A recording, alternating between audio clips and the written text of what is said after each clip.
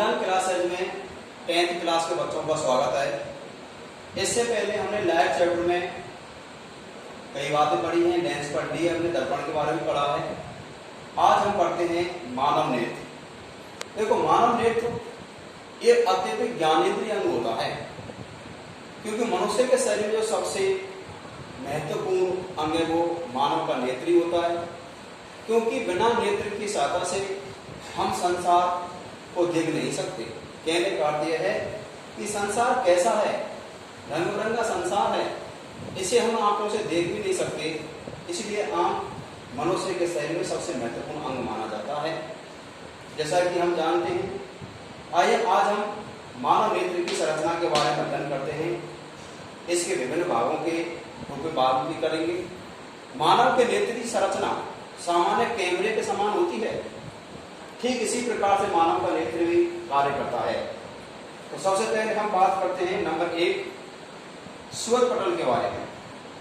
स्वर पटल का दूसरा नाम भी है, इसे दृढ़ पटल भी कहते हैं। क्योंकि मानव नेत्र का सबसे बड़ा भाग होता है वो स्वर पटल का होता है।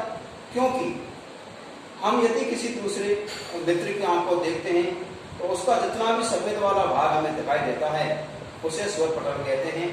यह मजबूत वाला भाग होता है जो कंकड़ पत्थर नेत्र में गिर जाने पर उससे हमारे भीतरी अंगों की सुरक्षा का कार्य करता है, इसलिए इसे दृढ़ पटल भी कहा जाता है।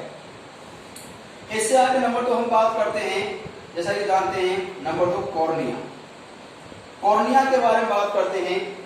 कॉर्निया मानव नेत्र का वह अंग होता है जिससे वातावरण में से प्रकाश मानव के नेत्र के अंदर प्रवेश करता है, जिससे किसी वस्तु का कोई प्रतिबिंब बन सके। अतः मानव नेत्र का वह भाग जिसमें होकर वातावरण से प्रकाश मानव के नेत्र में प्रवेश करता है उसे कॉर्निया भी कहते हैं। और अंगदान के समय, अंगदान के अंतर्गत अंगदान में कॉर्निया का दान ही किया जाता है। इसके बाद हम पढ़ते हैं पुतली। नंबर 3 पढ़ते हैं पुतली। जैसा कि हम जानते हैं पुतलियां प्रकाश के प्रति सुग्राही होती हैं। यह कम प्रकाश में फैलती हैं एवं अधिक प्रकाश में सिकुड़ती हैं। जैसा कि हम जानते हैं यदि कमरे में अंधेरा है, प्रकाश कम है और हम किसी वस्तु को देख रहे हैं तो हमारी पुतलियां फैल जाती हैं, जिससे कि उस वस्तु को देखने के लिए उपयुक्त प्रकाश हमारी आंख में उत्पन्न हो सके और हम वस्तु को देख सकें। लेकिन जैसे हम धूप में निकल के जाते हैं वह प्रकाश अत्यधिक होता है तो पुतलियां आंखें सिकुड़ जाती हैं। इसलिए पुतली प्रकाश के प्रति सुग्राही होती है, जो कि फैलने सिकुड़ने का काम करती है, जिससे कि हम उपयुक्त प्रकाश के अंतर्गत वस्तु को देख पाते हैं। पुतली का काम। नंबर 4 आता है परितारका, जिसे हम आइरिस भी कहते हैं।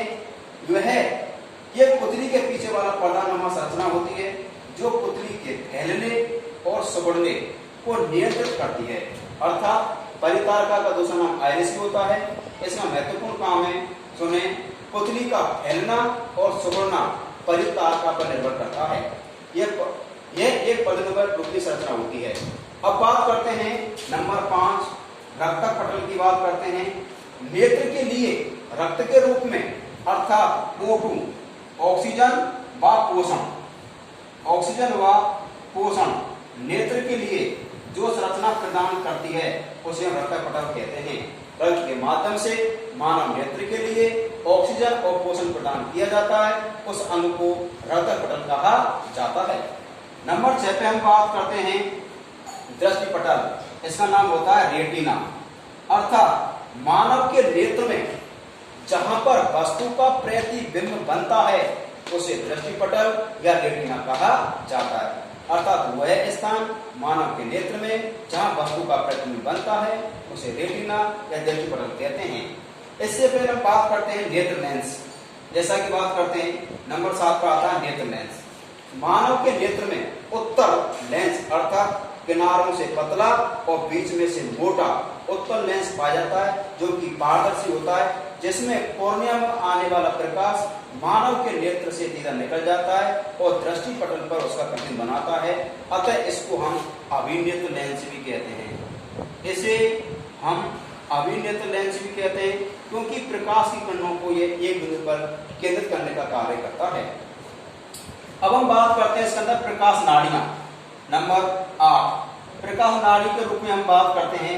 प्रकाश नाड़ियां जब दृष्टि पटल पर प्रतिबिंब बन जाता है, उसकी सूचना को मस्तिष्क तक पहुंचाने का कार्य किया जाता है, जिससे मस्तिष्क उस वस्तु को पहचान पाता है और हम उस वस्तु को देख पाते हैं। प्रकाश नाड़ियों का काम होता है।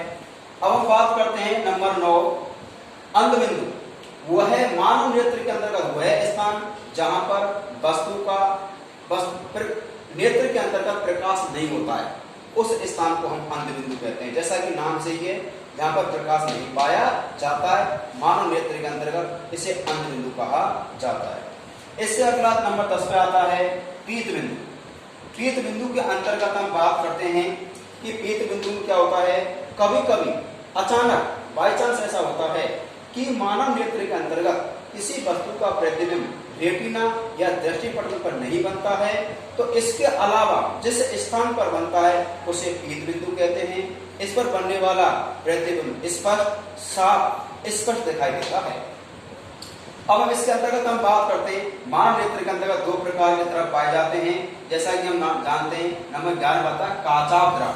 जैसे कि हम ये देखते हैं, ध्यान से देखें, यहाँ पर क्या है, रेटिना, ये रेटिना और दृष्टिपटल है यहाँ पर, और यहाँ पर क्या है, नेत्र लेंस, ये नेत्र लेंस है। अतः नेत्र लेंस और रेटिना के बीच, नेत्र लेंस और रेटिना के बीच में जो जलीय द्रव पाया जाता है उसे काचाभ द्रव कहा जाता है। दोबारा देखें, नेत्र लेंस और रेटिना के बीच में पाए जाने वाले द्रव को हम काचाभ द्रव कहते हैं। इसी के समान एक दूसरा द्रव भी होता है, नंबर 12 पे देखते हैं, जिसे जलीय द्रव कहते हैं। जैसा कि चित्र में दिखाई दे रहा है, नेत्र लेंस और कॉर्निया, नेत्र लेंस और कॉर्निया के बीच में जो द्रव पाया जाता है उसे जलीय द्रव कहा जाता है। जो मानव के नेत्र के अंतर्गत जो अशुद्धियां, कंकड़ पत्थर, धूल मिट्टी कण होते हैं, वो इसी जल के रूप में धुलकर साफ हो जाते हैं और आंसू रूप में बाहर निकल जाते हैं, इसे जलीय द्रव कहा जाता है। जैसा कि हम इसके बारे में समझें, इससे आगे हम पढ़ते हैं नेत्र दोष। क्या पढ़ते हैं, नेत्र दोष। नेत्र दोषों के बारे में बात करते हैं कि मानव के, जैसा कि हम दिखाई देता है या समझते भी हैं, हम अपने चारों ओर तो देखते हैं, कुछ मनुष्यों को वस्तुएं दिखाई नहीं देती हैं। मानव नेत्र दोष के बारे में बात करते हैं। मानव नेत्र दोष, मानव नेत्र दोष का अर्थ यह होता है कि जब किसी व्यक्ति को मानव के द्वारा, मनुष्य के नेत्र के द्वारा स्पष्ट देखने की न्यूनतम दूरी बराबर होती है 25 सेंटीमीटर। इसको हम डी से लेते हैं, डिस्टेंस। हर किसी व्यक्ति के मानव नेत्र के द्वारा किसी वस्तु को वह न्यूनतम दूरी जहां पर हर कोई मनुष्य हर प्रत्येक वस्तु को स्पष्ट व साफ देख लेता है उसे न्यूनतम दूरी कहते हैं। इसका मान d बराबर 25 सेंटीमीटर होता है। यदि कोई मनुष्य इस 25 सेंटीमीटर की दूरी तक वस्तु को स्पष्ट व साफ देख लेता है तो वो आंखें सही मान जाती है।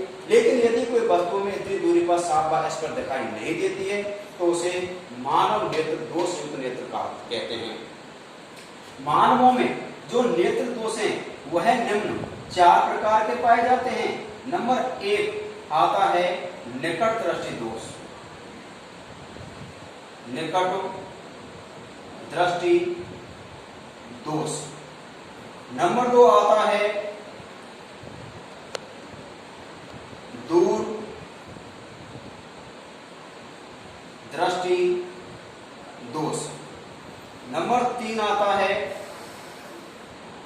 जरा दूर दृष्टि दोष। नंबर 4 आता है दृष्टि वैषम्य दोष। जैसा कि हम इसे कहते हैं मायोपिया, जैसा इसे हम कहते हैं हाइपर मायोपिया। इसको निकट से दोनों ग्रुप में आ जाता है। इसे हम कहते हैं अबिंदुता रोग, अबिंदुता रोग कहते हैं। हम जहां जैसा ही बताते हैं कि मानव में नेत्र दोष निम्न 4 प्रकार के पाए जाते हैं। निकट दृष्टि दोष, इसे मायोपिया रोग भी कहते हैं। दूर दृष्टि दोष, इसे हाइपरमेट्रोपिया दोष भी कहते हैं। नंबर 3 है जरा दृष्टि दोष और नंबर 4 है दृष्टि वैषम्य दोष। जैसा कि थोड़ा इसके बाद जाने करते हैं। निकट दृष्टि दोष में व्यक्ति निकट की वस्तु साफ देख लेता है लेकिन दूर की वस्तु साफ दिखाई नहीं देती है।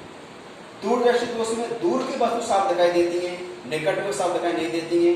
लेकिन नंबर 3 में जरा दूर दृष्टि, जरा मिस होता है निकट, इसमें ना तो निकट की वस्तु साफ दिखाई देती है ना दूर की वस्तु साफ दिखाई देती है, इसलिए इसे जरा दूर दृष्टि दोष कहते हैं।